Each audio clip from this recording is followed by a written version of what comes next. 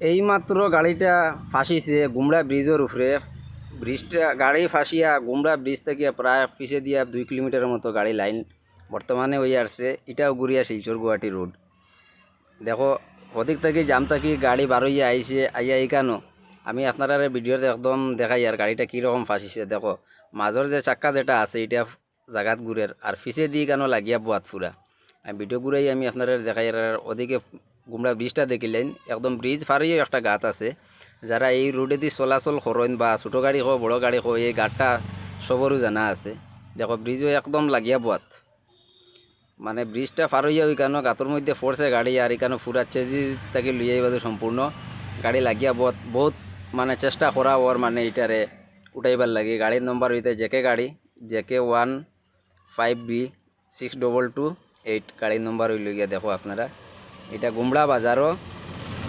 গুমড়া বাজারের লগে যে ব্রিজ যেটা আছে ও ব্রিজের মাঝে গাড়িটা ফাঁসিয়া ফুরা সম্পূর্ণ আর পুরা রাস্তা গাড়ি এখন ও জায়গাত ব্লক লাগি গেছে। সাইডে দিয়ে কোনো গাড়ি যাওয়া সম্ভব নয়, ছোটো অটো একটা যাওয়া মুশকিল হয়ে যায়। কোনো রকম অটো একটা লাইন বাউ করে যাইতে পারে কিন্তু রাস্তাটা পুরা ব্লক।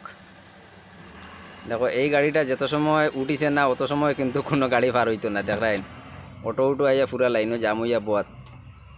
গুমড়া বাজারও শিলচর গুয়াহাটি রোড এটাও লাইনের অবস্থা দেখায় পুরা জাম লাগিয়া বোয়াতি কেন। মেঘালয় যাইবার আগে এইখানেও লাইন হয়ে গেছে প্রায় 2 কিলোমিটার। এদিকে হাফলং রোডও বন্ধ, রেল লাইনও এখন আপাতত বন্ধ। আজকে পর্যন্ত এখনও কোনো ট্রেন আইছে না আর বৃষ্টি এখনও দিতে আছে।